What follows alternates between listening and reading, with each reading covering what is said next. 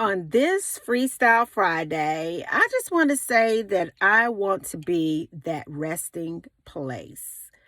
Good morning, guys. Good morning. I'm Shonda, and of course, I inspire nations to grow. And if you're new, I want to welcome you. And if you always turn it on, I love you. Well, I get a lot of requests and a lot of questions about attracting love into an experience, into our experience. And as a single woman, um, I tell you that is the last thing that's on my mind, primarily because I'm just caught up in living my life and being on about my business. But since it is a question that a lot of people have, I just want to jump right into it. And I just want to say that, you want to be for a man a resting place for a man. You want to learn how to hold within your frequency or have the capacity to resonate not only with love but with peace and a soft stance. See, a lot of us were really masculine. You know what I'm saying? Because we have to be masculine when we go out here in the workforce, depending on the kind of jobs you got, especially if you have the job that I have. You're hustling. They don't care if you're a man or a woman. It goes to the best person wins the job. And a lot of times what we do is we carry the masculine energy that we would apply in the workplace and we take it to a relationship. We take the masculine energy of being maybe a single mom or always having to look out for ourselves into a relationship, and we repel a man. We really push a man away in our masculinity.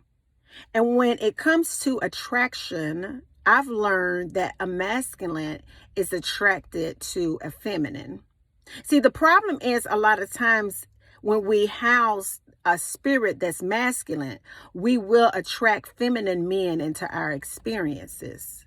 That's a man that, is more feminine, that will sit and argue with a woman, that will, sneak into a woman's house and expect to be taken care of. A man that is a clown, pretty much in a crown, just a feminine man.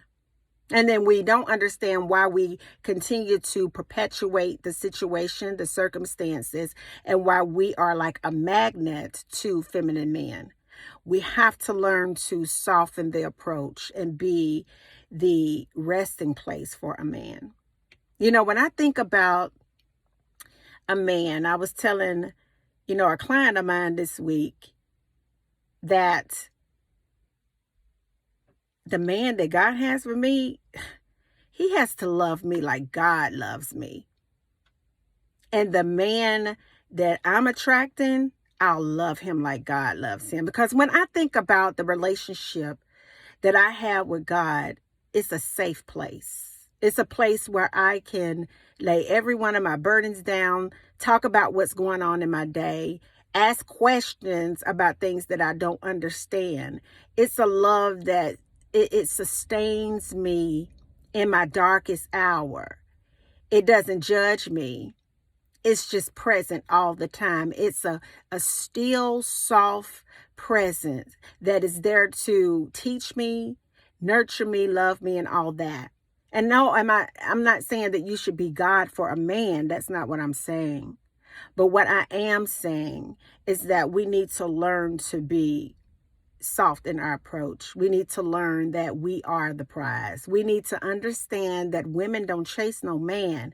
We need to know that you don't have to text somebody or remind somebody that you're still around. If the man is interested in you, he will text you. If he ain't texting you, he's just not that into you. And a lot of times we lose ourselves in the pursuit of love because we want to be God. We don't trust God. We don't trust the universe. We don't trust the elements that be. We don't trust them enough to know that they're good at doing what they're doing. So when we're on the pursuit of attraction, that just says that there's still a lack of that you house inside of yourself. Because when you house the spirit of love, you're secure in your singleness. See, I call it single and superiorly satisfied. So you're able to walk into a situation with some sass because you're single and you are superiorly satisfied. I mean, you know, it would be nice to attract an equivalent, but if I don't attract one, I'm still good because I'm single and I am superiorly satisfied. And the reason that I am single and superiorly satisfied is because I found fulfillment in God. I found fulfillment in purpose. I found fulfillment in my individuality. I found fulfillment in spirituality.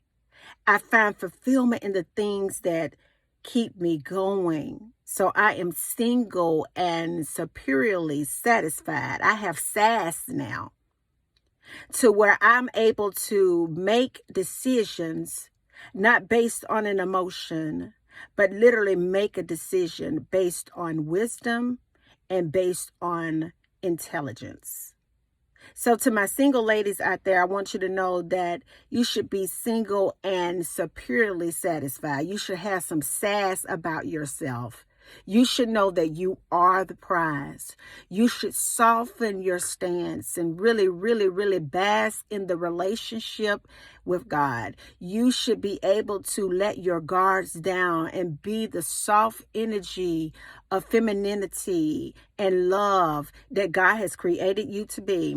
You should understand with beyond a shadow of a doubt that if it is meant for you to attract the right one, you will. You should put down your gloves and stop fighting. You should put down your backpack and all of your hiking gear and stop being on the pursuit of a man. Stop chasing a man. Stop focusing on a man and begin to solely focus on your interrelationship with God, to allow Him to fill up every crack in your heart and give you the power to be a spiritual magnet for the man that has the privilege to share a loving experience with you.